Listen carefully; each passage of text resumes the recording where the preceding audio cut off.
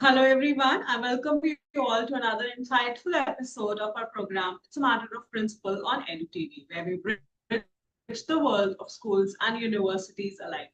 Today, we are honored to have with us Ms. Anupama Ramachandra, Principal of DPS Electronic City, Bangalore, a Fulbright awardee and certified CBSE resource person with strong expertise in communication, educational technology, curriculum development, and innovation in school management. With advanced degree in English literature and education and a proven record in leadership, she continues to inspire through her vision and dedication of academic excellence. Welcome to the program, ma'am. Thank you, Tanya. A very good morning to all of you. Joining us as the moderator for today's session, we have Professor Swarnika Dikshit, the Program Head and BBA Assistant Dean, UG Admissions for IFIM College Bangalore, with over 26 years of experience in higher education and expertise in HR management, leadership, and organizational behavior. Ma'am is widely respected for her engaging teaching style and commitment to student growth. We look forward to an enriching discussion filled with practical insights and thought-provoking ideas. I welcome Ms. Anupama Ramachandra and Professor Swarnika on the session today on transition from schools to universities. Over to you, Professor Swarnika. Thank you so much. Thank you, Tanya. Good afternoon, ma'am. A very warm welcome to this session on bridging the gap between schools and universities. EduTV has been doing it for quite a number of years, but here we are formally associating and trying to bridge the gap between schools and universities. Ma'am, here I just request you, what are the challenges that the students face when transitioning from school to college? Yeah. Thank you so much, Dr. Swarnika, for this conversation. And I think we have started off the conversation with a very relevant question that what are the challenges students face? Well, to begin with, the major concern that all of us have, including students, parents, the school educators, and all the stakeholders in general, is lack of information.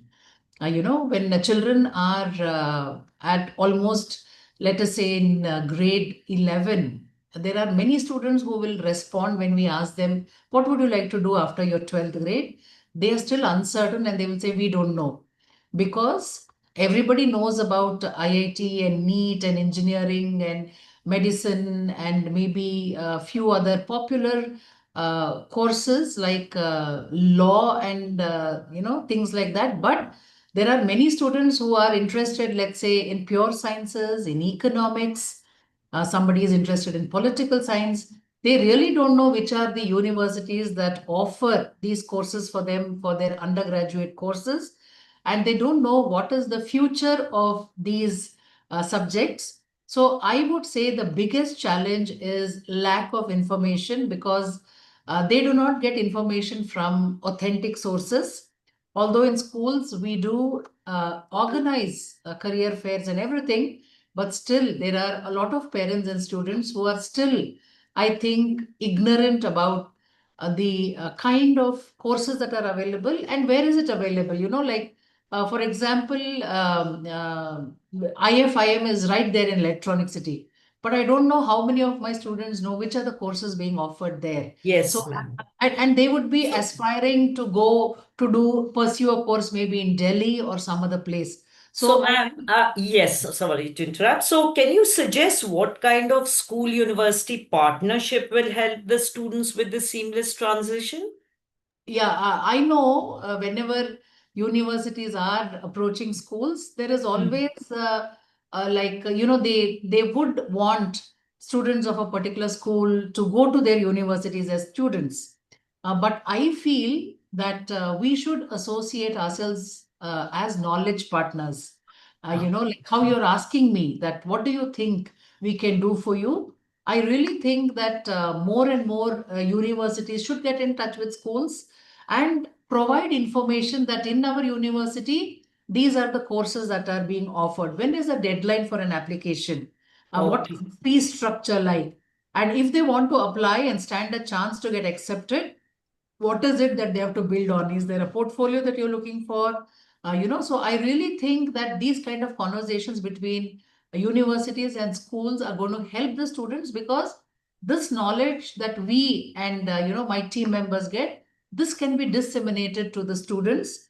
We can keep your brochures in our library so that whoever is interested can get information about their particular course and the university also.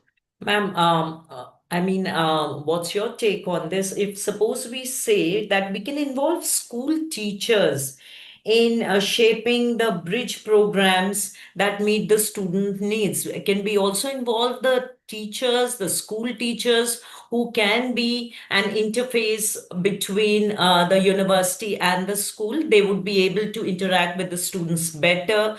And how can we go about if we come up with such a plan?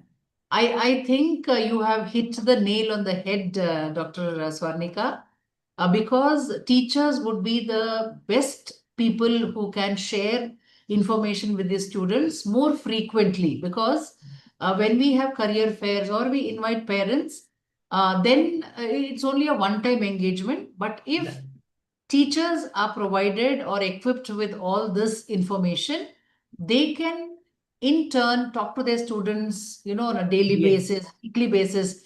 Whenever children have any doubts, they can Mhm. clarify for them, or they can always say, I'll get back to you. I will get more information from that particular university and I'll get back to you. So I think involving teachers would be a brilliant idea, which is not only practical, but it's also sustainable. Yeah, thank you, ma'am, because this is one way we will be able to reach the students and students will be able to reach us. Okay, ma'am. What one advice as school principal would you give students when choosing a university or a college? I'm very clear on this. Many times I've been asked this question. I would always tell students to consider a university for not one reason, but many reasons, right? The first one, of course, is whether the course that they want to take up is available in that university, and that university has been vouched for by their alumni, or maybe companies saying that, yes, if you pursue this course from this university, you stand a better chance to be absorbed into the industry. So I think that is more important, because today we know there are so many universities that are coming up saying we offer this, we offer that. So I think the whole point of pursuing a course in any university is not because it's available, but how good are they? Is their faculty good? Do they have some kind of internships that are being offered? Does the industry visit that university to pick up students? So I think they have to consider all that. And the next thing that I always tell students is accessibility. There are many students who cannot afford to go out of, let's say, Bangalore or any other place that they're living, but they reach far beyond their means because they think that those courses are not available in the city. So that is another consideration, that they have to check whether the course that I want is available in my own city and it's good enough for me to do it. So accessibility is one. Affordability is a big factor. Mhm. That is a very sensitive issue also. But today students are very lucky that they have a wide offering, a wide array of opportunities, I would say, which suits their economic considerations also. So that is one thing. And last but not the least, but I think we should talk about that first, is about the safety of the student. Yes. What is a university that children are safe, they are taken care of physically, mentally, emotionally? How good is a university? And so I think there are a few. I would not tell students to see how big the university is. Do they have rooms with the AC? I think that is something that is not so important. Because if all the other important criteria is taken into consideration, based on this, I think students should make their choice of university. Thank you so much, ma'am. Thank you for the wonderful insights and how important it is for the universities and the school to collaborate and give an environment to the student which they are desperately looking for. Thank you, ma'am, for your invites. Have a nice day. Thank you so much. Thank you for this conversation. Thank you. Thank you so much, Anupam, ma'am, sharing your valuable experiences and perspective on the subject transition from schools to universities. And a heartfelt thanks to Professor Swarnika Dakshit for moderating the session. I'm sure Thank your you. insights and academic excellence, leadership, and innovation on this session will truly be helpful for all our viewers. Thank you. This is Tanya signing off from EduTV.